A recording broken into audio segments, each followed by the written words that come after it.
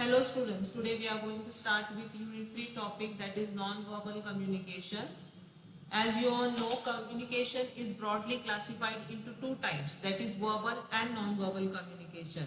Verbal communication here refers to spoken and written communication. So today in this topic we are going to mainly see non-verbal communication. Let's start with the meaning. Non-verbal communication is the process of conveying meaning without the use of either words written or spoken. So here you can say it includes a body language like postures, gestures and facial expression. Now children, here you have to keep in mind, for an effective communication, both the communications are required, verbal and non-verbal.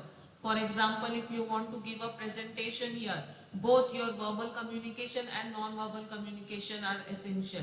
Verbal communication in the sense you can say the way you're speaking, whether you're speaking confidently, correct language, there should be no grammatical mistake, and your facial non-verbal communication will have your facial expression, your body language, the way you have presented your you can say plan and all, anything. So for any kind of presentation or any kind of communication, both verbal and non-verbal communication are essential.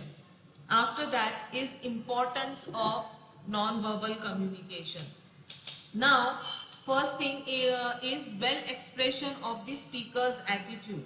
Here, various non-verbal cues of the speakers like physical movement, facial expression, a way of expression, etc. play an important role in expressing the inner meaning of the messages in face-to-face conversation. For example, the facial expression of the speaker indicates his attitude, determination or depth of language.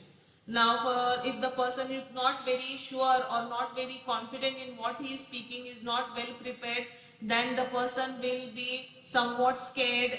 Expression of the facial expression of the person will be somewhat blank or scared and all. Or if the person is not sure whether he is saying it is correct or not, then the person will hesitate to speak. He will not speak very confidently. After that is providing information regarding the sender of the written message. Means here it tells you about the sender of the message. If you have sent a letter, if the letter is very neat, the envelope is, the appearance of the envelope is very nice, the writing is very neat, tidy, very nice writing, the format is also correct. So it sends a non-verbal message to the receiver that the person who has sent the message is having a good choice. The level of education of the person will the person will also come to know that he is educated person. He knows very well how to have a formal use the things while sending it to someone, where it should be formal, where it is a business letter and all. So for all these things, non-verbal communication also plays a very important role. If you just write a letter and put it in the envelope and send, it won't do. The presentation also plays a very important role here. After that, expressing the attitude of the listener and receiver. Now sometimes what happens, children, the appearance of the listener and receiver conveys their attitudes, feelings and thoughts regarding the message they have read and heard. If suppose the person is listening to you and you find the person is not paying attention to you, he is not having an eye contact with you, or he is looking here and there, just yawning and something like that, then you will come to know that the person is not interested here. So it tells you about the listener or receiver's attitude. After that, gaining knowledge about the class of people. Now your clothing, your hairstyle, neatness, jewelry, cosmetics, your stature of the people convey impression regarding their occupation, age, nationality, social, economic level, job status. Now for example, if you see police officer, the police officer, they have the particular uniform. If they are wearing that, even if they are not gone there to any place with their purpose, for any work or any other the family work also, the people just looking that person in a uniform will pay or will give respect to that person. They will stand, they will speak very nicely or formally with that person. On the other hand, if the person just go in a plain clothes, so no one will pay attention to him. So the way you dress up, the way you show your what kind of class you belong to, that is also very important. If you're going for an interview, you should wear a formal dress. Don't wear an informal and just go to for the interview. It won't have a nice impression on the people there. After that, gaining knowledge about the status of the person. Now, non-verbal clues also help us to determine or relate the status of a person working in an organization. Here now, if suppose if you've gone for an interview, you know how you're supposed to speak at the reception, or suppose if you meet the manager, or if you meet a senior authority person, the CEO or someone else, then how you are going to speak to that person, that is also very important here. The way you have to use a formal language, you should be very polite and all. After that is communicating common message to all people here. Now in some cases non-verbal clues can effectively express many true messages. For example, if you see on the roads, the road lights are there like red, yellow and green. They have common message that red is to stop and yellow is to get alert, then green you can go. Then if you go to the hospital also, there you have common messages. You will find an image of a lady having finger on her lips. It tells that you should maintain silence here. You will find cross on cigarettes there, image of cigarette. It means you cannot smoke there. So it conveys, non-verbal communication has also, it also conveys common message to all. After that, communicating with the handicapped people, here you can say for example, the people who are blind, who cannot understand or who cannot see things and all. So for those people also they have their particular kind of script which they can just move their fingers and see and understand what the people want to say. If the person is deaf, or if the person is deaf, he cannot hear what you are speaking here, then if you make your you make facial expression, if you are you're using some gestures and all, then the person will understand it. So here it can be helpful for this handicapped people also. Then conveying message to the illiterate people. Now people who don't know to read and write, they won't understand what you want to say. So if you're on the roadside, if you're driving or if you're walking, you will find that there are many you can say name plates there of the name of the road, streets and all. But if the person is illiterate, he cannot read, there are many signals there which tell them, the arrows are there, signs and symbols are there which tell them whether to go to right or whether to go to the left and all. So from that also people can understand here. There is no need for them to read the name of the roads and all. If the signs and symbols are used, it can be very helpful to them. Then quick expression of the message. Here non-verbal communication, children, it does not take lot of time for the people to understand or read and try to understand what you want to say. If you just want to say something, if you make a gesture and all, the person will quickly understand what you want to say. Now suppose if the person is not interested to listen to you, if the person is looking here and there, not paying attention to, yawning to, you will understand the person is not interested and you will move away from the place. Or you can say, if the person cannot speak here, at sometimes there are some places where we need to keep silent in a college library and all. So there, if you can't speak to your friend, if you use non-verbal communication, then that will be very helpful to you in a quick way, or you can say in a less period of time the person understands just by nodding the head, or you can just raising your hand, just tapping your feet, something like that. The person gets the signal here. After that, presenting information very precisely in a very nice way. Now sometimes what happens when we read and write, so it takes a lot of time and things also, we need a pen and paper to write and all, anything. But here children, for non-verbal communication, it is very easy and precise. You have to just use your body language, your hand, your eye contact and all, and then in the simple way you can convey your message to the person whom you want to send it. So it is very precise way to send information. After that, is components of non-verbal communication. Now, non-verbal communication, components of non-verbal communication are of 5 types, that is kinesics, proxemics, chronemics, paralanguage and appearance. Now, as we all know, non-verbal communication does not use words. So, for that thing, these 5 components are very essential. We are going to see each of this component one by one. Let's start with kinesics. Now, children, kinesics involve gestures, postures, facial expressions, body language, etc. Gestures like shaking a fist to show anger, nodding one's head in agreement, etc. denote specific messages here. However, not all gestures have specific meaning. Now, many gestures are abstract and may not carry a specific meaning. Like postures reflect your body language and they add to the communication process by reflecting your state of mind and attitude. Now, for example, a straight and erect posture conveys your confidence while speaking or sitting for an interview. On the other hand, a discouraged or tired or worn out person can be identified by his drooping shoulders, protruding stomach and all. Here children, eye contact also plays a very important role here. Looking straight into the eye and seeing something signals your trust, truthfulness and confidence. Whereas if you don't have an eye contact, if you are not focusing to the person whom you are speaking to, it shows that you are not confident or you are just fake or you don't know what you are speaking here. So for this reason, this kinesics plays a very important role here. After that, proxemics.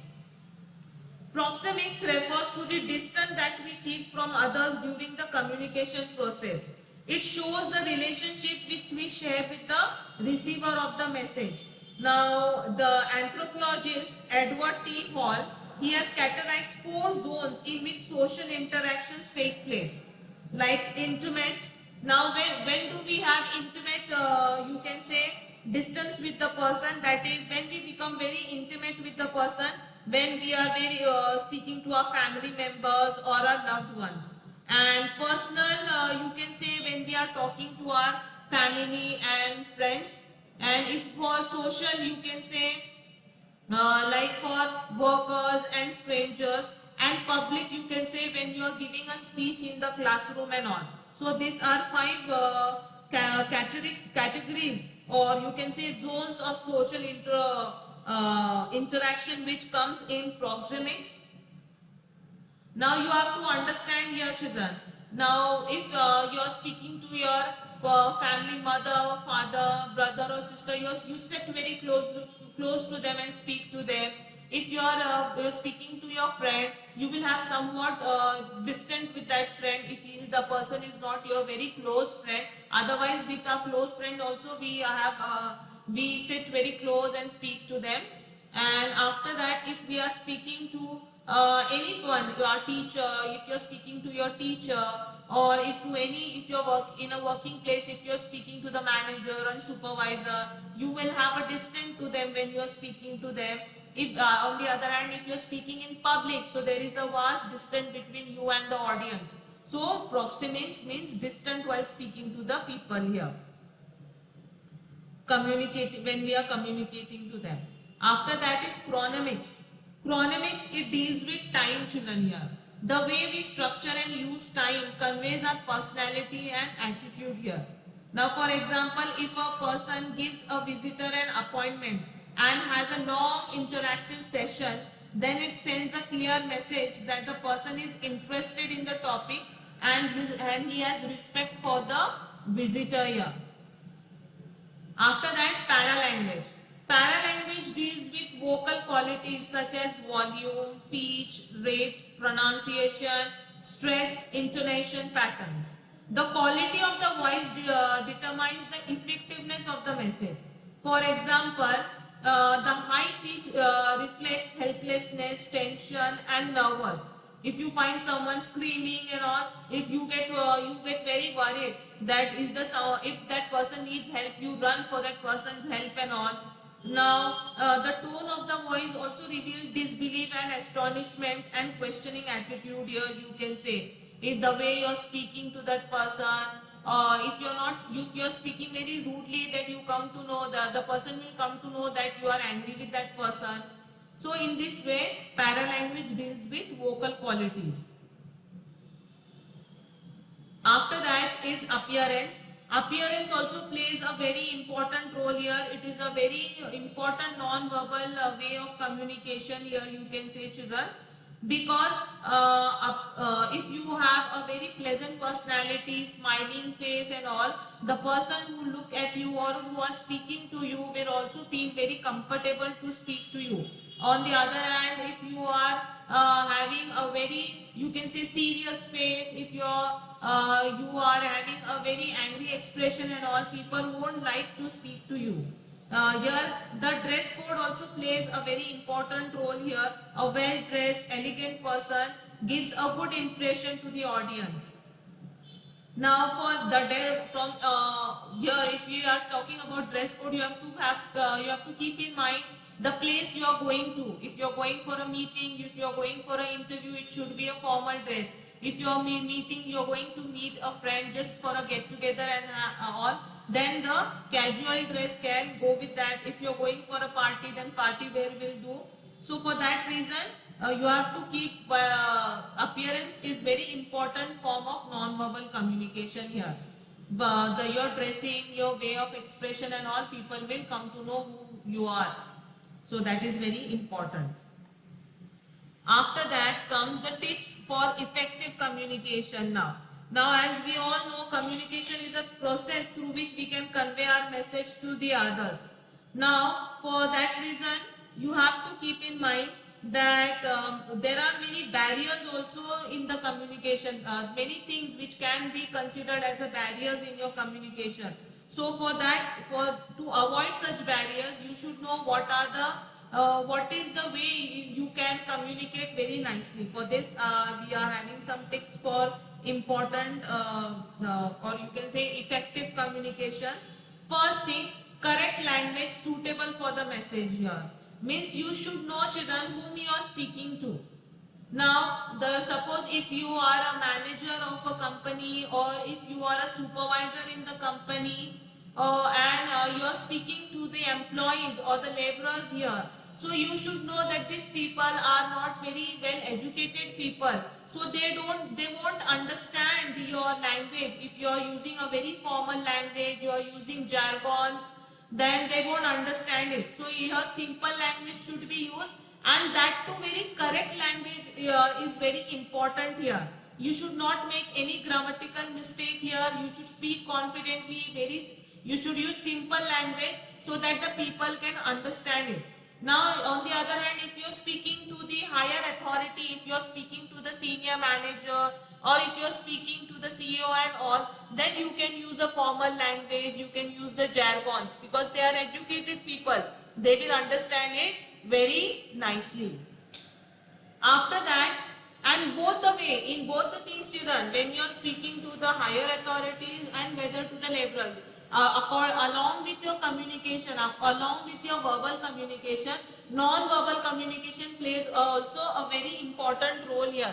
Now suppose if you are speaking to the higher authority, if you are using formal language and all, the way you are sitting, if you have taken permission while entering, the way you are sitting there while speaking to the person, the way you are expressing your point of view also plays a very important role, whether you are confident or not.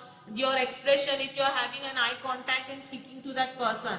On the other hand, if you are speaking to the laborers and all, though they feel that there is you can say distant in communication here, they are the laborers and you are the manager and all, still you should make them feel comfortable. Use simple language, use a friendly language so that they can understand your plans and all, and try to implement it very nicely. So here also it is both verbal and non-verbal communication play a very important role.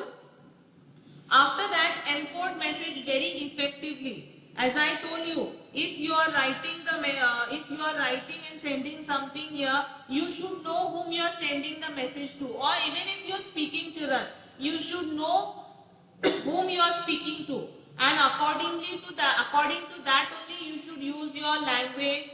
According to you, that only you should use the words and appropriately speak with them. Sometimes what happens, children, if you are speaking in English to the laborers also, they won't understand what you want to convey, and the message won't be communicated very nicely. So you can use your mother tongue there at that time, so that the laborers understand it more nicely here. After that, make communication goal oriented. Means, children, here you should know what you are speaking about. Why are you standing here? What is the topic? What they want to listen it from you.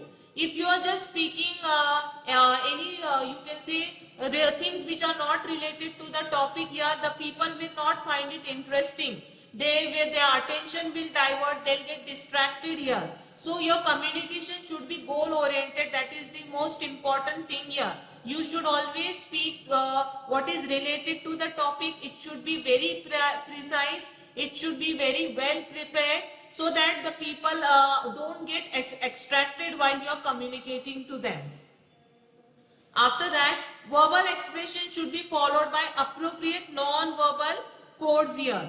Means now, as I told you at the starting of the lecture only, if you are giving a presentation, to make your presentation more acceptable by the authorities here, both verbal and non-verbal communication play a very important role here. You should not forget that just making the presentation and reading line after line won't do here.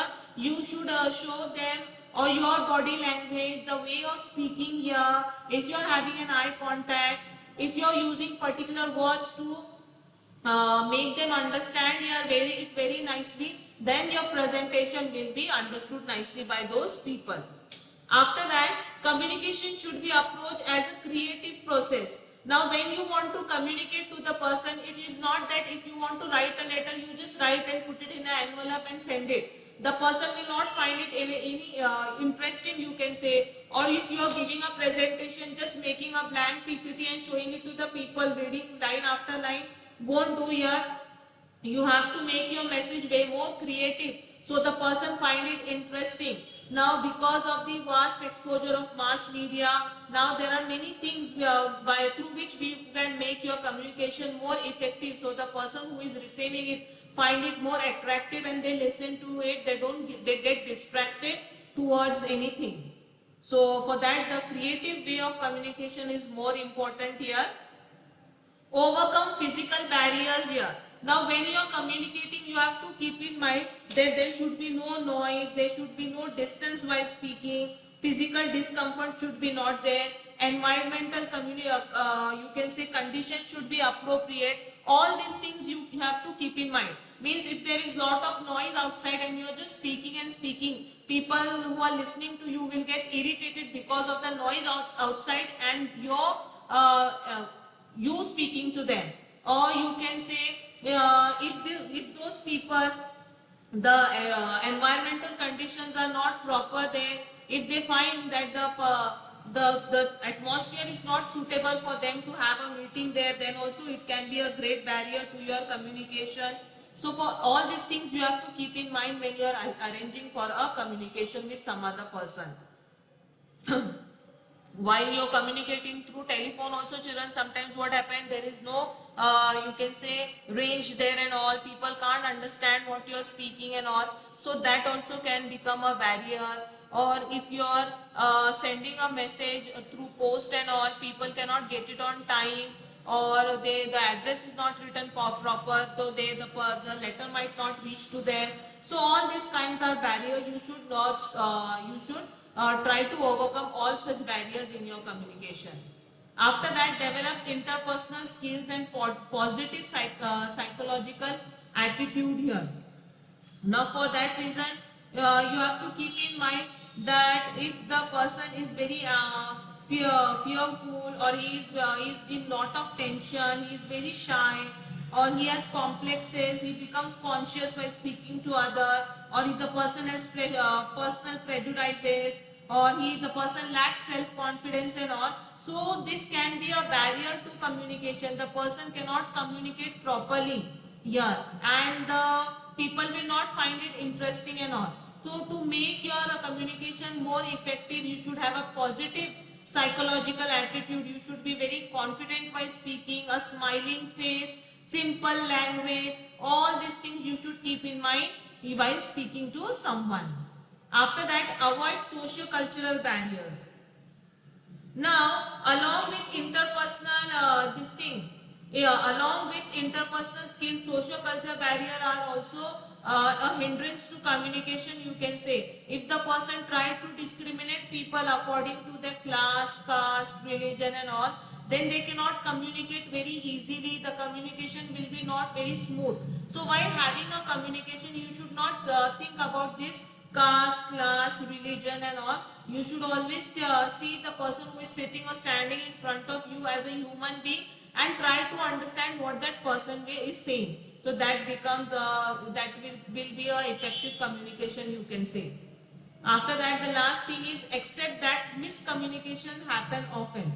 Now children, here you have to keep in mind that even the best communicators, they fail at time to send out clear message to people.